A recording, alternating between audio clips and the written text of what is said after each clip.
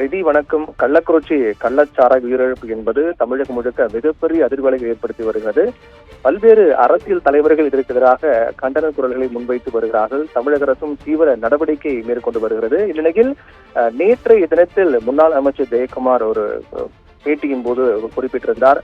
நடிகர்கள் எதை கண்டு அஞ்சுகிறார்கள், ஏன் நடிகர்கள் இந்த விவகாரத்தில் மௌனமாக இருக்கிறார்கள் என்று தெரிவித்திருந்தார். அதற்கு பிறகு தற்போது நடிகர் சூர்யா இந்த கள்ளச்சார உயிரிழப்பு தொடர்பாக கண்டன அறிக்கை வெளியிட்டிருக்கிறார். அது திமுகவை மட்டுமில்லாமல் அதிமுகவையும் அவர் கடுமையாக சாடி அந்த அறிக்கை வெளியிட்டிருக்கிறார். அவர் வெளியிட்டிருக்கூடிய அந்த அறிக்கையில் ஒரு சிறிய ஊரில் 50 மரணங்கள் அடுத்தடுத்து நிகழ்வது, புயல், மழை, வெள்ளம் போன்ற பேரிடர் காலத்தில் கூட நடக்காத துயரம், 100க்கும் மேற்பட்டவர்கள் இன்னும் தொடர்ந்து மருத்துவமனையில் இருக்கிறார்கள் எனும் தகவல் அச்சமூட்டுகிறது என்றும், அடுத்தடுத்து நிகழக்கூடிய மரணங்களும் பாதிக்கப்பட்டவர்களின் அழுகுரலும் மனதை நடுங்க செய்கிறது என்று பதிவிட்டிருக்கிறார். விஷ சாராயத்திற்கு அன்பிற்குரியவர்களை பலி கொடுத்துவிட்டு அழுது துடிப்பவர்களுக்கு எத்தகைய வார்த்தைகளில் ஆறுதல் சொல்லிவிட முடியும்? தற்போது அரசியல் கட்சிகள், இயக்கங்கள், ஊடகங்கள், மக்கள் என அனைத்து தரப்பினரின் கவனமும் கவலையும் கோபமும் அதிகரித்திருக்கிறது என்றும், அரசும் ஆட்சி நிர்வாகமும் விரைந்து செயல்பட்டு இழப்பை குறைக்க போராடி கொண்டிருப்பது ஆறுதல் அளிக்கிறது என்றும், ஆனால் நீண்ட கால பிரச்சனைக்கு குறுகிய கால தீர்வு என்கிற இந்த வழக்கமான அணுகுமுறை நிச்சயம் பலன் கொடுக்காது என பதிவிட்டிருக்கிறார்.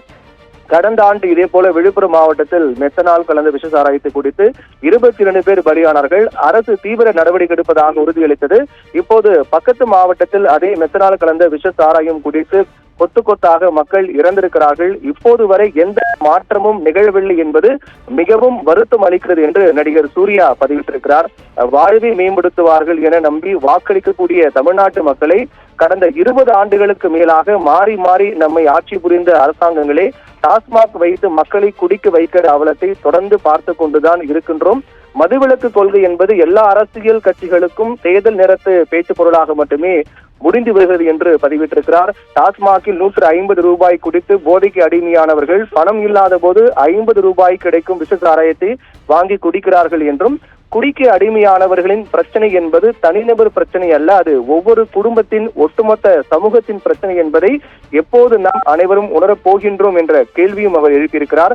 அரசாங்கங்களே குடிப்பழக்கத்தை ஊக்கப்படுத்தி சொந்த மக்கள் மீது பல ஆண்டுகளாக நடத்தி வரக்கூடிய வன்முறையை உடனடியாக நிறுத்த வேண்டும் என்றும், குடிப்பழக்கத்திற்கு ஆளானவர்களை மீட்க மாவட்டம் தோறும் மறுவாழ்வு மையங்களை தொடங்கி அவர்களை குடிநோயில் இருந்து மீட்க வேண்டும். மாணவர்கள் கல்வியில் முன்னேற அரசு எத்தகைய தொலைநோக்கு செயல் திட்டங்கள் நடைமுறைப்படுத்துகிறதோ அதே போல குடிப்பழக்கத்திற்கு அடிமையானவர்களின் மறுவாழ்விற்கு முன்னுதாரணமான திட்டங்களை வகுத்து ஓர் இயக்கமாகவே செயல்படுத்த வேண்டும் என்றும், அரசும் அரசியல் கட்சிகளும் தொலைநோக்கு பார்வையுடன் செயல்பட்டால் மட்டுமே இனி எதிர்காலத்தில் இது போன்ற அவல மரணங்களை தடுக்க முடியும். குறுகிய கால தீர்வை கடந்து மாண்புமிகு தமிழ்நாடு முதலமைச்சர் அவர்கள் மதுவிலக்கு கொள்கையில் மக்கள் நலன் சார்ந்த முடிவுகள் எடுப்பார் என மக்களோடு சேர்ந்து நானும் நம்பிக்கையோடு எதிர்பார்க்கின்றேன் என்றும், சட்டவிரோதமாக விற்பனை செய்யப்படக்கூடிய விஷ சாராயத்தை தடுக்க தவறிய ஆட்சி நிர்வாகத்திற்கு கடும் கண்டனம்.